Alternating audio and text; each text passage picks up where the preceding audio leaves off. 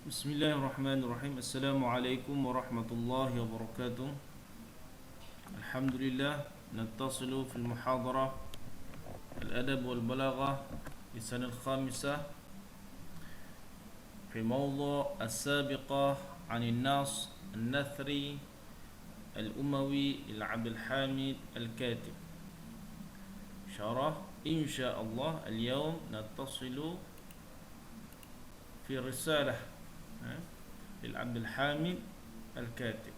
Baik, hari ini adalah sambungan daripada perbahasan yang lepas pada siri yang pertama tentang Nas Nathar Al-Umawi yang ditulis oleh Abdul Hamid Al-Katib.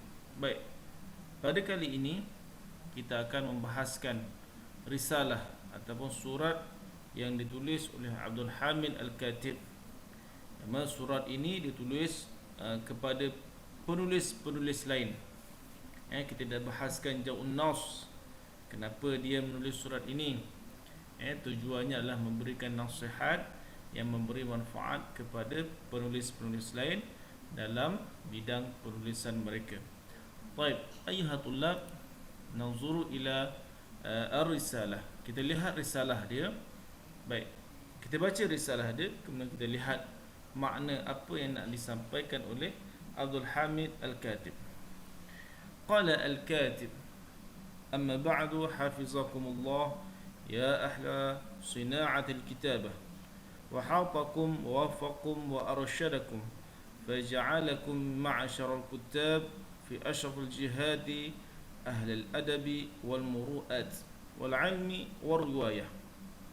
فتنافسوا يا معشر الكتاب في صنوف الآداب وتفقهوا في الدين، وابدأوا بالعلم الكتاب الله عز وجل والفرائض ثم العربية فإنه ثقاف ألسنتكم، ثم أجيدوا حظ فإنه حلية كتبكم، وارووا أشعار واعرفوا غريبها ومعانيها وأيام العرب والعجم وأحاديثها وسيرها، فإن ذلك معين لكم على ما تسمو إليه هممكم، ولا تضيعوا النظر في الحساب، فإنه قوام كتاب الخراج، وارغبوا بأنفسكم عن مطامع سنيها ودنيها وسفساف الأمور ومحاقرها، فإنها مزلة للرقاب مفسدة للكتاب، ونزه صناعتكم عن الدناءات، واربأوا بأنفسكم عن السعاية والنميمة وما فيه أهل الجهلات، وإياكم والكبر والصلف والعظمة، فإنها عداوة مجتلبة من غير إحناء، وتحابوا في الله عز وجل في صناعتكم، وتواصوا عليها بالذي هو أليق بأهل الفضل والعدل والنبل من سلفكم. أيها الطلاب، هذه الرسالة الذي كتبها عبد الحميد Al-Katib. Risalah ini adalah risalah yang ditulis oleh Abdul Hamid Al-Katib. Baik, kita lihat terjemahnya supaya kita lebih faham apa yang nak disampaikan oleh Abdul Hamid Al-Katib. Baik, kita baca sama-sama insya-Allah. Semoga Allah memelihara kamu wahai para penulis yang mahir, dan semoga Allah melindungimu, memberkatimu dan membimbingmu. Semoga Allah menjadikan kamu para penulis berada pada tempat yang mulia sebagai seorang penyantun, berbudi luhur, berilmu dan perawi yang jujur. Baik, lihat yang pertama sekali yang saya dah katakan, kita dah tahu bahawa Abdul Hamid Al-Katib biasanya dia akan mulakan risalahnya dengan kata-kata pujian.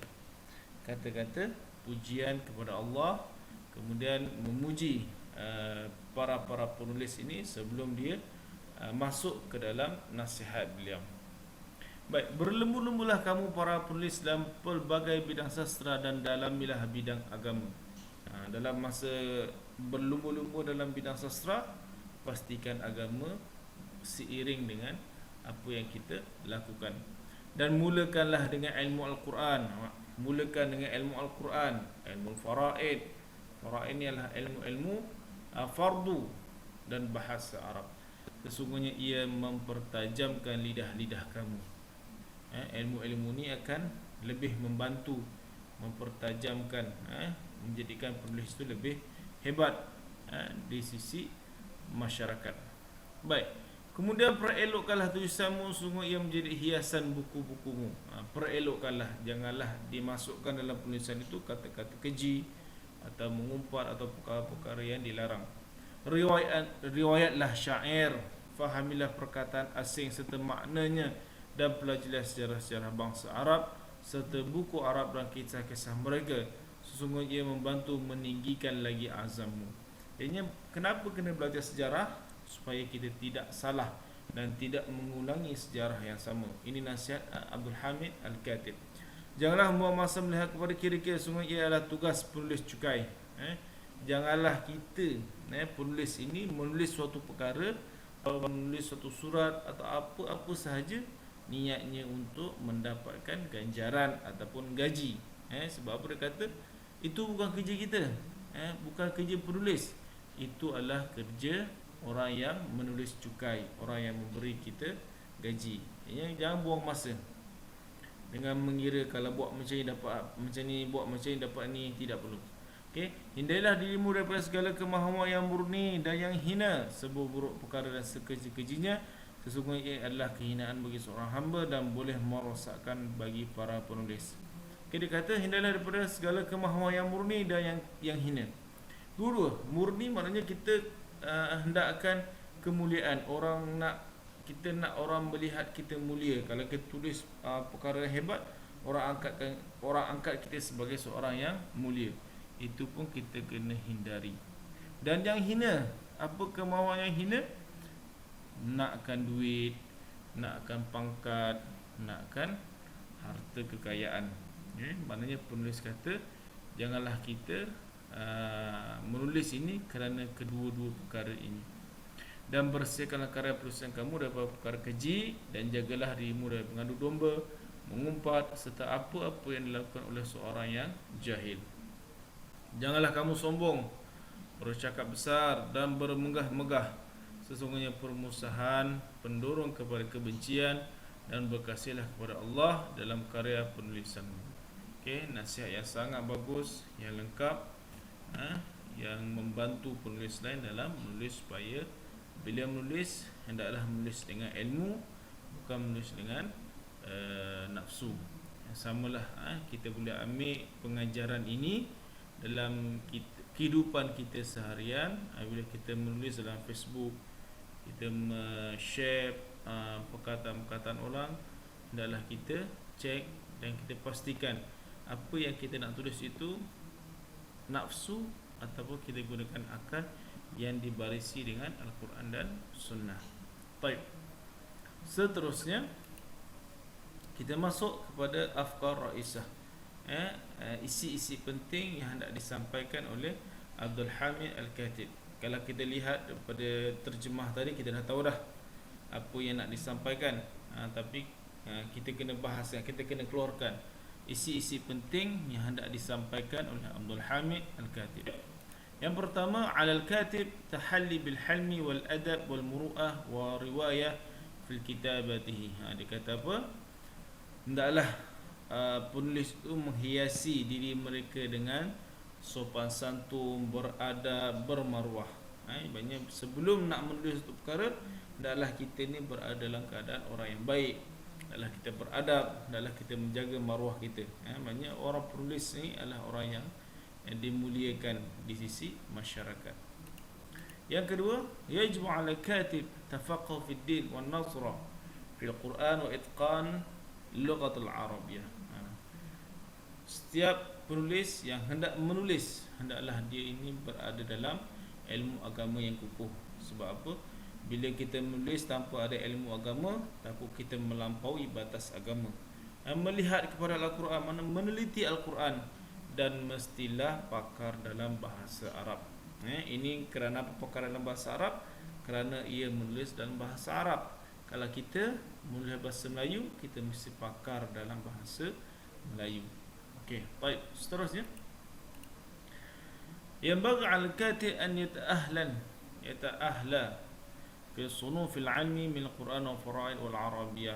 Mesti ahli, mesti pakar dalam ilmu, bukan sebarang penulisan, mesti pakar dalam ilmu. Jadinya kita kalau lihat sekarang ni, zaman kita, zaman fitnah ni, kita lihat ramai orang suka menulis. Banyak, berpuluh, berjuta-juta buku yang dikeluarkan. Tapi adakah penulisan itu bermanfaat atau sebaliknya? Jadinya kalau kita nak jadi penulis juga, hendaklah sebelum kita menulis, kita hendaklah menyusun betul-betul ilmu yang kita ada, memahami ilmu, baru kita boleh menulis. Bukan menulis mengikut hawa nafsu. Baik. Okey, kat sini dia mengatakan bahawa hendaklah kita mengetahui sejarah, mengambil istifadah daripadanya, mengetahui tentang silabul syair. Kerana apa? Bila menulis, ia berkaitan semua. Takut kita menulis, kita melampaui sejarah. Maksudnya kita mengubah sejarah yang asal itu, kita tulis yang lain, menyebabkan ia berlaku fitnah dan mengadu domba. Baik. Ala kati ijtinab umur tafah. Hendaklah penulis ini menjauhkan diri daripada perkara-perkara yang tuhmah, fitnah, perkara-perkara keji, menjaga diri daripada sebarang dosa-dosa besar. Kerana apa?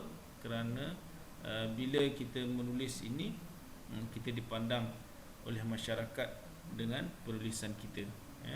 Yang dimaksudkan dengan penulis inilah penulis-penulis yang menulis tentang perkara-perkara ilmu, tentang agama. Maka perlu menjaga adab, maruah dan sebagainya, insya-Allah. Baik, seterusnya yang akhir sekali, an yatawasi al-katib al-karimah wal 'adl wan nab. Okay, last sekali, Abdul Hamid Al-Khatib ini mewasiatkan, menasihati penulis-penulis supaya berakhlak mulia dan adil. Maksud adil ini bukan adil memberikan sama rata, tidak. Adil ini meletakkan sesuatu pada tempatnya. Kalau benda tu walaupun kita tak suka, tapi benda tu betul, maka kita hendaklah menjelaskan dengan betul. Itu makna adil, meletakkan sesuatu pada tempatnya. Kalau kita tak suka satu golongan ni, tapi dia buat ni perkara yang betul, kita kena tulis dengan betul. Jangan kita pesongkan ataupun jadikan satu fitnah lain kepada golongan kerana ia bertentangan dengan pendapat kita. Okey. Baik, itulah nasihat-nasihat Abdul Hamid Al-Khatib kepada penulis. Baik, ini adalah syair tadi dalam buku teks awak melihat. Baik, sekarang kita masuk kepada suar al-balaghiyah. Suar al-balaghiyah. Baik. Suar balaghiyah yang pertama adalah majaz mursal. Ingat, majaz mursal dia ada 8 alaqah. Majaz mursal ada 8 alaqah. Kat sini dia kata fa inna siqafu al-sinatikum. Okey, sungguhnya ianya menajamkan lidah-lidah kamu.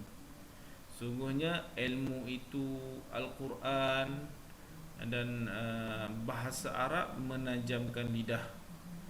Okay, adakah dia tajamkan lidah? Tidak. Lidah disebut sebagai salah satu juz'iyah, sebahagian daripada anggota badan.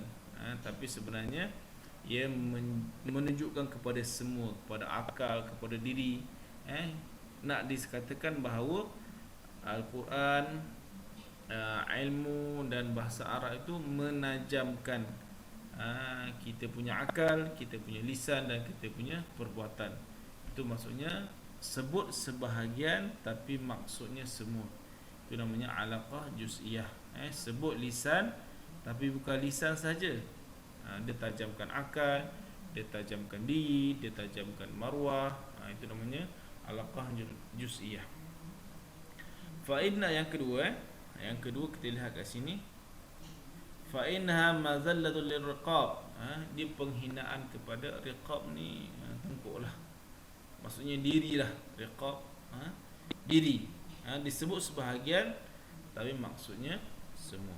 Okey, itu adalah majaz mursal. Okey. Lambat sikit. Baik, seterusnya tibaq. Senang. Tibaq adalah sepasang perkataan berlawanan dalam satu ayat. Contoh kat sini kita lihat al-ayyamul arab wal ajam. Dalam satu ayat ini ada perkataan yang berlawanan. Arab wal ajam. Arab orang Arab, ajam orang asing. Yang kedua saniyaha wa daniyaha.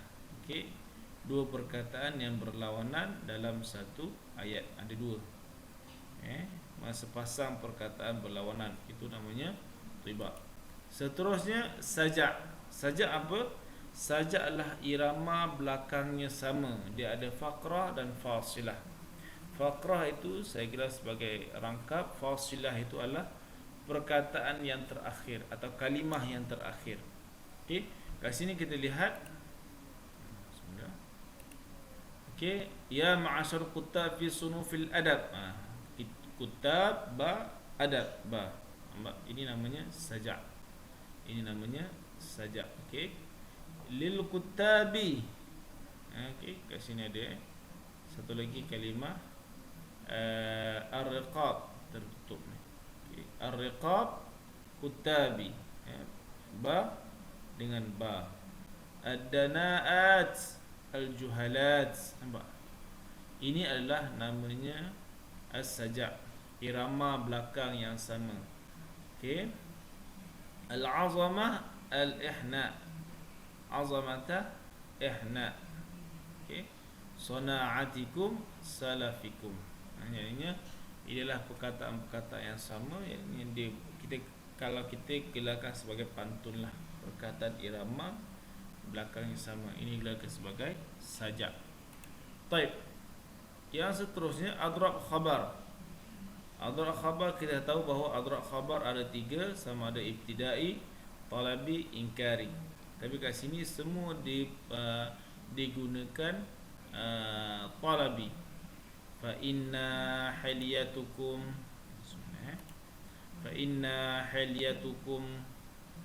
fa innahu hilyatu kutubikum fa innaha mazallatun fa innaha adawatun. Kenapa dia pakai talabi? Kerana pertama sekali ahli kutab ini dia bukanlah ibtidai. Dia orang yang faham. Dan dia boleh menulis, maka dia orang yang faham. Makanya kat sini Abdul Hamid Al-Khatib gunakan sebagai talabi. Kerana apa? Dalam kefahaman mereka mungkin mereka ragu-ragu. Mereka buat juga. Mungkin mereka tahu bahawa mengeji, mengumpat itu berdosa dalam penulisan, tapi mereka buat juga. Maka Abdul Hamid Al-Khatib gunakan talabi sebagai peringatan. Dia tidak gunakan inkari. Tapi seterusnya usul insya'i, banyak kita tahu usul insya'i. Ya ahla ini da fatanafasu, amar wabda'u fi'il amar, ajidu fi'il amar, wala tudayya'u fi'il amar. Okey. Ini kita adalah uslub insya'i. Baik, setelah kita habis semua belajar tentang tajuk ini, kita lihat contoh soalan SPM. Saya ambil yang ringkas yang untuk tajuk ni sahaja. Awak lihat contoh soalan SPM supaya kita tahu kenapa kita belajar yang tadi. Baik, contoh soalan SPM ni kita tahu contohnya soalan nombor 2, tengok Limaza katabal khatib hazir risalah. Dia tanya, kenapa khatib ini, Abdul Hamid Al-Khatib ini menulis risalah ini? Kenapa dia tulis surat ini? Tujuannya untuk apa? Nanti kita tengok dekat Jawun Nas. Kita boleh tengok dekat Jawun Nas. Soalan jim, istakhraj faqratain min afkar Isa. Dia keluarkan dua isi penting daripada surat tadi. Ini kita boleh sama ada kita reka sendiri ataupun kita hafal 2 ataupun 3. Biasanya dia akan minta 2. dua sahaja. Okey. Dan soalan dan dia kata istakhrij mithalan min khutbah as-sabiq wa khutbah risalah. Dia suar balaghiyah, dia suruh keluarkan contoh-contoh balaghah yang terdapat dalam risalah yang tersebut. Pertama dia suruh keluarkan uslub insya'i. Keluarkan satu je apa kita nampak tadi. Kalau saya ingat tadi, ya ahla al-kutab, wahai sajak. Dia suruh keluarkan apa sajak? Ada yang tadi, dia keluarkan satu sahaja. Jadi sebab tu kita kena suar balaghiyah ni kita kena ulang tengok dan tengok supaya kita dapat tangkap di mana letaknya sajak, di mana letaknya usul insya'i, majaz mursal dekat dalam risalah ataupun khutbah tersebut. Wallahu taala ala wa alam. Assalamualaikum warahmatullahi wabarakatuh.